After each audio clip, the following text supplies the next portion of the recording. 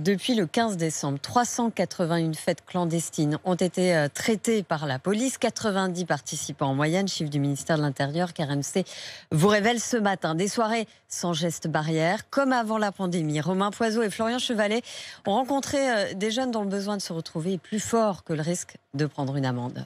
En ce moment, pour Alexis, étudiant, les journées se ressemblent, c'est foot l'après-midi et puis... Quand la journée se termine, un petit message à tout le monde, qu'est-ce que vous faites ? L'appartement est libre et tout le monde vient à la maison. On fait un peu comme avant, c'est comme ça qu'on arrive à tenir. C'est souvent une dizaine de copains dans un appartement et pour éviter les contrôles, Enzo et Maxime ont leur méthode.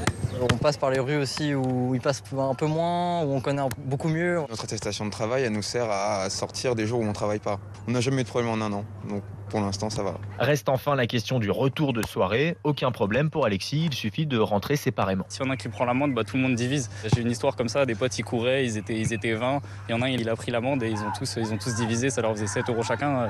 Ça vaut le coup pour la soirée, quoi. Un jeu du chat et de la souris donc, rarement à l'avantage du policier, notamment lors d'une fête en appartement. Jean-Christophe Couvi est secrétaire national du syndicat SGP Police. Les domiciles, c'est vraiment privé. Et on ne peut pas rentrer chez des gens entre 21h le soir et 6h du matin. Sauf en cas de perquisition ou alors en cas de terrorisme ou trafic de stupes. Et là, en l'occurrence, ce n'est pas du tout le cas. Il rappelle enfin que ces contrôles de police viennent se rajouter à leur mission du quotidien.